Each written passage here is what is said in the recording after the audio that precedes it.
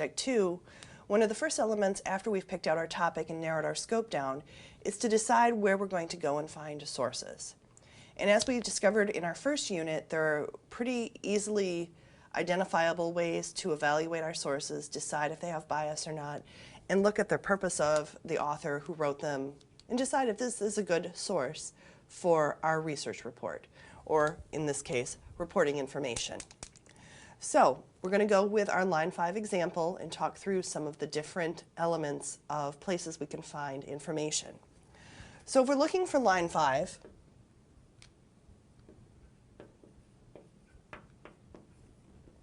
chances are the first place we're going to start is on the internet. We're going to Google up words line 5, State of Michigan, line 5, Mackinac Straits, and look to see what websites, what information is out there.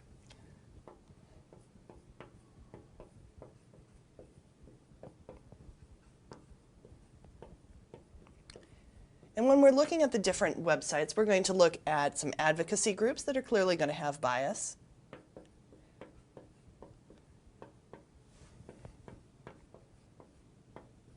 Chances are they're going to be environmental in focus.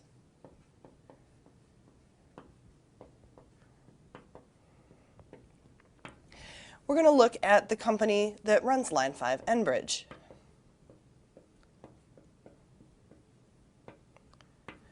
And we're going to look to see what they're saying about what they're doing. And as we mentioned, obviously, these both have bias based on their interests and their preferences. Next thing we're going to be looking at, whether on the internet or in print, is some news stories. These can be online, they can be on television, they can be in print, they can be in a newspaper, but different news stories that are out there.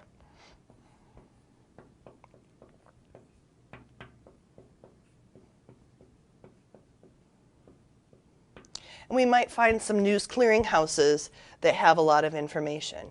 If you think about stories and places that have very specific information to our state, a website like Bridge, Michigan might contain various aspects and various perspectives on the line 5 issue.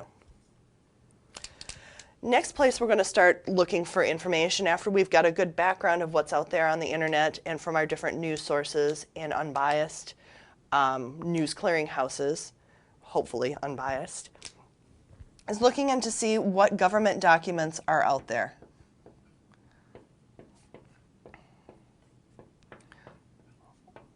Or what reports or agreements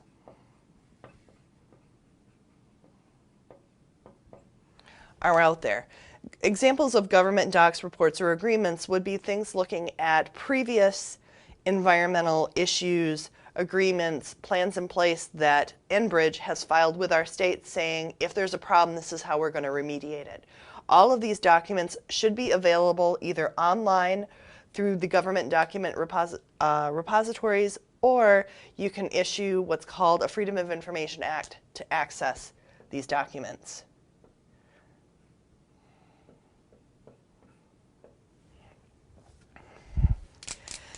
Next place we can look for information are looking at research journals or research documents.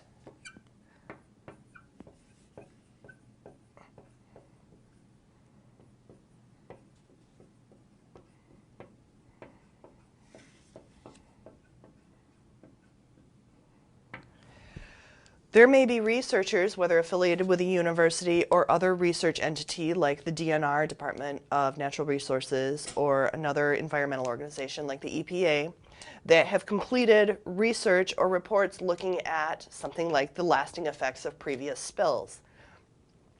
We know that Enbridge has had 2 previous spills here in the state of Michigan in recent years, one in the Kalamazoo River, one in the city of Manistee. Looking at the research, how well, based on the research that these researchers completed, how well did Enbridge clean up those messes? What was the lasting impact of those spills, or is there a lasting impact? What do we know based on research about those prior issues?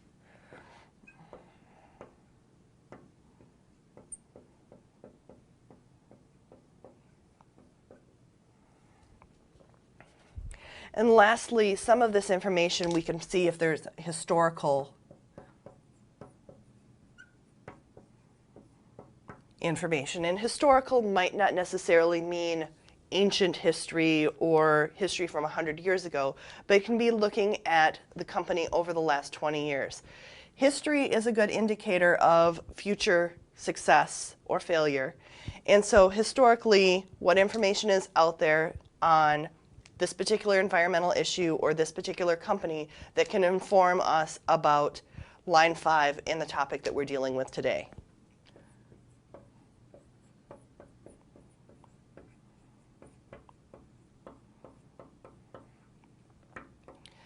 This is not an all-encompassing list, but this can give us a good idea and a good start of different resources and places we can find information that is relevant to our topic, and we can find information that can inform us to share in our research, in our reporting information that will be relevant, accurate, and hopefully unbiased. Thank you.